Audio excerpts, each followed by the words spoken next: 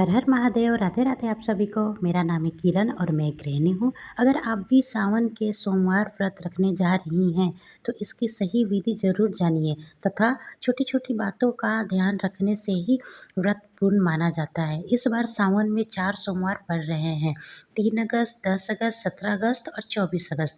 इन तारीखों को याद कर लीजिए ताकि महादेव के भक्ति का एक भी सोमवार छूटे नहीं। ये चीज़ आपको भी पता है कि सावन में सबसे ज़्यादा पूजा शिव भगवान की होती है। सावन ही शिव भगवान के लिए बना हुआ है और नहीं पता तो हम आपको एक लाइन में बताते हैं। आपको ये चीज़ अच्छे से पता है कि पूरे हमारे ब्रह्मांड की रक्षा, देखभाल, व्यवस्थित वो विष्णु भगवान करते हैं और सावन आते-आते ना वो 1 महीना के लिए निद्रा अवस्था में चले जाते हैं।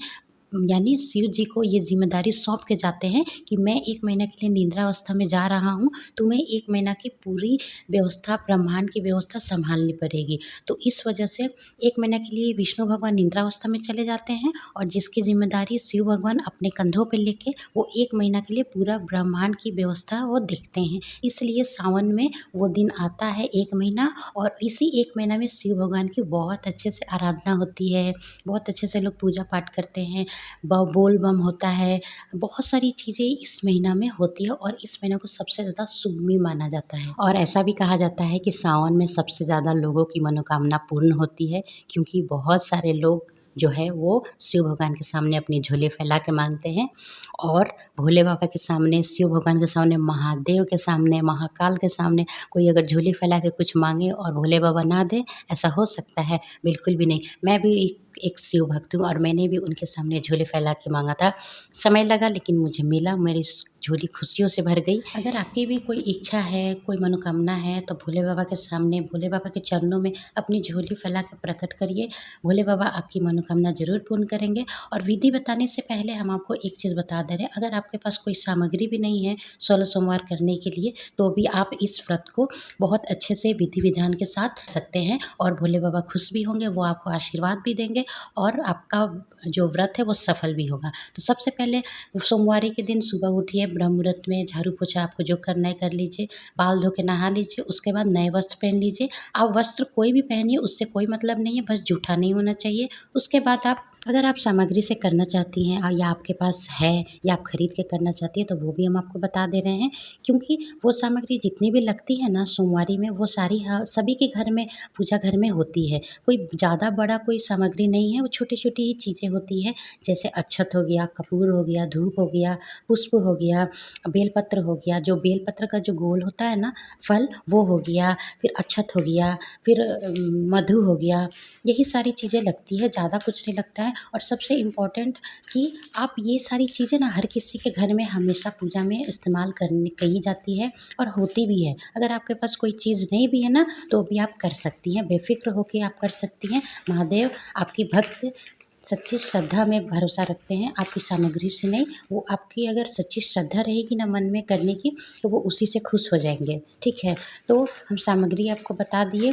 अब अगर इसका विधि हम आपको बताएँ ना तो बहुत सिंपल तरीक़ा से हम आपको बता रहे हैं, ठीक है? अगर आपके पास शिवलिंग है तो शिवलिंग के सामने बैठ जाइए और नहीं है तो फ़ोटो के सामने बैठ जाइए। फ़ोटो आपके पास वही होना चाहिए जिसमें महादेव अपने परिवार के साथ बैठे हो। तो सबसे पहले हाथ में आप फूल लीजिए, अक्षत लीजिए, पानी लीजिए और चारों सोमवार व्रत का संकल्प लें। साथ ये भी संकल्प लें कि आप निर्जला रखिएगा, कि फलाहार करिएगा या सात्विक भोजन खाइएगा और अपने क्षमता के अनुसार संकल्प लें, क्योंकि आपके स्वास्थ्य से बढ़कर कुछ नहीं है। फिर आपने जो संकल्प लिया है हाथ में वो सारी चीज़ें लेके उसको आप भगवान के चरणों में रख दें और अगर शिवलिंग है तो उनको क्या करिए कि चनामृत बनाकर उनको चनामृत से अभिषेक करिए और नहीं है तो पानी से करिए। फिर चंदन, भस्म, धतूर का फूल जो भी सामग्री हो उसे अर्पित करें। फिर ओम नमः शिवाय का जाप करें। दोनों चीज़ों के साथ समान ही पूजा की जाती है। अगर आपके पास शिवलिंग है तो उन पे आप चनामृत, दोनों चीज़ों के साथ समान ही पूजा की जाती है। अगर आपके पास शिवलिंग है तो शिवलिंग पर आप चनामृत बनाकर उनका अभिषेक करिए, नहीं है तो पानी से करिए। और अगर आप तस्वीर के साथ पूजा कर रहे हैं जिसमें शंकर जी अपने परिवार के साथ सम्मिलित हैं तो उनके सामने आप पानी से क्या करिए छिड़काव लगा दीजिए, यानी लोटा में पानी रहेगा उससे फूल से निकाल के इसे छिड़क दीजिए।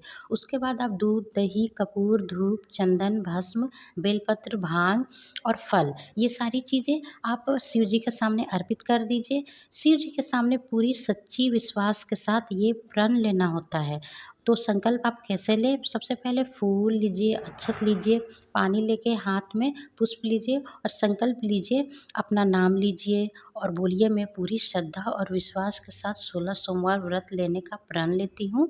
और इतना बोलकर अपनी मनोकामना बोलिए और इनके सामने बोलिए, मुझसे शक्ति दीजिएगा कि ये 16 सोमवार व्रत करने का, और मुझे इन व्रत करने में कोई भी भूल चूक हो जाए तो उनको क्षमा कर दीजिएगा और ये मेरा संकल्प स्वीकार कीजिए 16 सोमवार का। अगर आपने प्रण लिया है कि आप एक टाइम का सात्विक भोजन या फलाहार करेंगे तो वो आप शाम को ही करिएगा आरती करके। तो आरती का तैयारी आपको कैसे करना है, उससे पहले हम आपको ये चीज़ बताते हैं कि लोग ना बहुत सारा कन्फ्यूज़न करते हैं कि हमें 16 सोमवार का व्रत कब से करना चाहिए, कब से स्टार्ट करना चाहिए। तो आप चैत मास से ना स्टार्ट कर सकते हैं, किसी भी शुभ सोमवार से आप कर सकते हैं, और नहीं तो सावन का जो सोमवार स्टार्ट होता है ना उस दिन से आप कर सकते हैं, क्योंकि वो बहुत शुभ माना जाता है। एक चीज़ का हमेशा आप खास ख्याल रखिएगा कि जब भी आप शिव भगवान की पूजा करें तो उन्हें लाल कलर का चंदन कभी नहीं अर्पित करना चाहिए, क्योंकि लाल कलर का चंदन जो होता है ना वो सौभाग्यवती के लिए होता है। इसे अर्पित करने का कहीं भी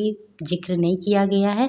तो उनको आप भस्म लगाइए जो उजला रंग का होता है, या पीला वाला चंदन होता है जिसको आदमी घसता है, या पाउडर भी मिलता है, उसको हथेली पर रख के उसमें 2 बूंद पानी डाल के आप उसको हाथ से मिलाकर आप वो चंदन पीला वाला आप शिव जी को लगा सकती हैं। ठीक है। शाम की आरती का तैयारी करिए और आरती करते टाइम आप अपनी मनोकामना बोलिए जो भी आपके मन में जो बातें हैं जो आप किसी से नहीं कह पाती हैं वो आप शिव भगवान के सामने प्रकट करिए, भोले बाबा के सामने अपने दुख हरता सुख हरता सारे चीज़ें अपने बोल दीजिए उनके सामने, और उनसे कहिए कि आप अपना आशीर्वाद सदा मेरे ऊपर बनाए रखिएगा, मेरे परिवार के ऊपर बनाए रखिएगा। अपने जो भगवान जी को भोग लगाया है फल का, वो आप बाद में शाम की आरती हो जाने के बाद उसको पानी से उछलंग के वो फल आप खा सकती हैं, या सिंघाड़े का आटा या सीताफल हुआ, या फिर साबूदाना आप खा सकती हैं, दही हो गया, लस्सी हो गया। आप अपने सामर्थ्य के अनुसार अपने स्वास्थ्य को देखते हुए एक टाइम का सात्विक भोजन खा सकती है जो सेंधा नमक में बना होता है, बिना लहसुन प्याज का। मैंने आपको इतनी सारी चीज़ें बताई है खाने वाली, इसमें से आप कोई भी एक चीज़ खा सकती है, लेकिन एक चीज़ का खास ख्याल रखिएगा, खाने से पहले आपको शिव जी के सामने अर्पित करना होगा सुबह में, और शाम को उसको उछरांग के ही आपको खाना होगा। इससे आपको फल बहुत अच्छा मिलेगा, क्योंकि उसमें भगवान जी अपना आशीर्वाद देते हैं। इसीलिए तो हम हर सुबह में भगवान जी के सामने जो छोटी सी कटोरी में उन्हें भोग चढ़ाते हैं और शाम को उछरंग के हटा देते हैं, और उसमें से हम थोड़ा थोड़ा सभी किसी को दे देते हैं। इससे ना उनका आशीर्वाद सभी किसी को मिल जाता है। आपको सभी 16 सोमवार का व्रत इसी विधि विधान पूर्ण के साथ करना है। जब आपका लास्ट सोमवारी एक बचता है तो उस दिन आपको उद्यापन करना होता है। अगर आप इस व्रत का उद्यापन नहीं करोगे तो ये व्रत पूर्ण नहीं माना जाएगा। उद्यापन का मतलब ये होता है कि जिस दिन आपका सारा सोमवारी कंप्लीट होने को है, यानी एक बचा होता है, उस दिन आप सुबह में उठिए और उसके बाद आपकी जो भी चीज़ें हैं, जो भी काम है आप सुबह में कर लीजिए। उसके बाद आप नहा धोआ कर वस्त्र नया पहन लीजिए, और अगर आपके पास शिवलिंग भगवान है तो उन पर एक जल लोटा से अभिषेक करिए, और नहीं है तो आप मंदिर जाके वहाँ पे एक लोटा जल भर के उन पे अभिषेक करिए और बोलिए, आज से ये व्रत मेरा पूर्ण हुआ और मुझे शक्ति दिए उसके लिए बहुत बहुत आपका धन्यवाद। आपने अपना आशीर्वाद मुझ पे बनाए रखा उसके लिए भी बहुत बहुत आपका धन्यवाद। फिर आप ब्राह्मण को भोजन कराइए, आपका जो भी सामर्थ्य है यानी उनको दक्षिणा दीजिए, और वस्त्र देना है आप वस्त्र दीजिए। बहुत लोग हवन भी कराते हैं, हवन कराना चाहिए। हवन कराने से ना ये व्रत आपका ना बहुत पूर्ण तरीके से माना जाता है और बहुत अच्छा आपको महसूस भी होगा। इसलिए आप ये सारी चीज़ें कराने से इसको उद्यापन बोलते हैं, और आपका उस दिन 16 सोमवार का व्रत पूरी तरह पूरी निष्ठा के साथ पूर्ण होता है। ऐसा कहा जाता है कि 16 सोमवार का व्रत करने से सारी की इच्छा पूर्ण होती है, और इस सोमवारी में ना बहुत शक्ति होती है, बहुत आपको ना अंदर से ना मजबूत बना देती है। सिर्फ ये कहने की बातें नहीं है, मैंने आपको वही चीज़ें बताई जो मैंने खुद की है, ठीक है। मैंने आपको बहुत सिंपल तरीका बताया, कोई तामझाम नहीं बताए हैं हम। और आपके पास अगर सामग्री है तो ये सारी सामग्री से आप कर सकते हैं, नहीं है तो आप सिर्फ एक लोटा जल भरिए, हाथ में लीजिए और अपने संकल्प बोलिए, जो भी आपकी मनोकामना है वो बोलिए और भगवान पर फिर उनके चरणों में उसको डाल दीजिए। इससे बढ़कर कहा जाता है ना कि जो एक लोटा जल होता है ना, उसमें बहुत शक्ति होती है। उससे भी भोले बाबा ना बहुत खुश हो जाते हैं। आप खुद सोचिए कि ये लोग एक जो बोल बम जब आता है सावन में, तो लोग कहाँ से जल भर के कहाँ पे उनको मतलब उनको नहलाने जाते हैं। जो आदमी बन बहुत जगह ऐसा है जहाँ से लोग ना पानी भर के और दूसरी जगह वहाँ जाते हैं। कोई पैदल जाता है, कोई गाड़ी से जाता है। जिनका जैसा सामर्थ्य है वो वैसा करते हैं। क्योंकि हमारे बिहार में ना इस चीज़ की बहुत बड़ी मान्यता है कि बोल बम जो होता है ना वो बहुत सच्चे भक्ति, सच्ची श्रद्धा से की जाती है। और ये जब की जाती है ना तो उनकी हर मनोकामना पूर्ण होती है। ऐसा नहीं है कि मैंने खुद अपनी आँखों से देखा है लोगों को बोल बम जाके ये सारी चीज़ें करते हुए। और जो लोग बरनावा से जाके पानी भर के फिर उनके चरण में धोते हैं, उनको नहलाया जाता है, तो सोचिए एक जल लोटा में कितना ताकत है। तो वही चीज़ आप है, आपके पास कुछ नहीं है, आपके पास कोई सामग्री नहीं है, कोई बात नहीं, कोई बड़ी बात नहीं है। आप सिर्फ़ 1 लोटा जल से भी अभिषेक कर दोगे ना, वही बहुत बड़ी बात है। सावन में आप नहीं मानिएगा, हम जब भी मंदिर जाते हैं ना, तो सिर्फ़ हम घर से पानी लेके जाना चाहिए, ठीक है? हम आपके साथ एक चीज़ और बता रहे हैं कि जब भी आप मंदिर जाइए, चाहे किसी भी दिन हो, सावन हो या कोई भी दिन हो, कहीं भी आप जा रहे हैं मंदिर, तो घर से हमेशा लोटा में पानी लेकर जाना चाहिए। वो ज़्यादा अच्छा माना जाता है। और वो जाके आप वहाँ भगवान जी को समर्पित करिए, उनको अभिषेक करिए।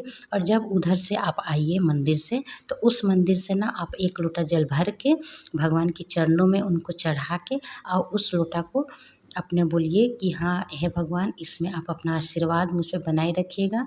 और ये बोल के उस भरे हुए लोटे को ना घर लाना चाहिए और उस लोटे का पानी ना हमें सारे घर में छिड़कना चाहिए। ऐसा बोला जाता है और हम किए भी हैं, इसलिए हम अपना अनुभव आपके साथ बता रहे हैं ये चीज़ें कि कुछ-कुछ चीज़ें ना हमें बहुत दिल को छू जाती है। और भोले बाबा तो बहुत भोले हैं। और जब वो अपना रुद्र अवतार लेते हैं तो उसमें भी बहुत बड़ी चीज़ होती है। तो आप बस आपके मन में सच्ची श्रद्धा होनी चाहिए, शक्ति भक्ति भाव होनी चाहिए। और अगर आपके मन में सच्ची श्रद्धा भक्ति भाव सच्चे दिल से अगर आप आराधना कर रहे हैं ना, तो शिव भगवान आपके एक जल लोटा में ही खुश हो जाएँगे। हम बिना सामग्री का किए हैं। और ऐसा भी हुआ है कि कभी काल हम सामग्री से किए, क्योंकि जितनी भी चीज़ें हम आपको बताएँ वो सारे मेरे घर में हमेशा रहती है और वो सभी के घर में होती है, क्योंकि बहुत छोटी चीज़ है। और जब भी आप शिव जी को अक्षत चढ़ाएँ, कभी टूटा हुआ नहीं चढ़ाना चाहिए। पहले उसको देख लीजिए अच्छे से कि अक्षत टूटा हुआ नहीं ना है, मतलब खंडित नहीं होना चाहिए। टूटा हुआ रहता है ना तो शिव जी भगवान जी क्रोधित हो जाते हैं। इसलिए हमेशा खड़ा अक्षत चढ़ाइए, चाहे थोड़ा ही चढ़ाइए, 2 ही दाना चढ़ाइए, लेकिन टूटा हुआ बिल्कुल नहीं होना चाहिए। इस व्रत को आप अपने सामर्थ्य के अनुसार कर सकते हैं। हम तो निर्जला रखते थे, हम खाते भी नहीं थे, क्योंकि मुझसे व्रत में ना खाया ही नहीं जाता है। तो मैंने बस अपना अनुभव हम आपके साथ साझा किए हैं कि मैंने इस तरह से मैंने सामग्री से भी किया है और सामग्री से भी नहीं किया है। तो आप दोनों चीज़ से आप कर सकते हैं। तो मुझे आशा है कि आपको एक मिडिल क्लास गृहिणी की वीडियो अच्छी लगी होगी। अगर अच्छी लगी होगी तो like and subscribe my channel. Her her Mahadev.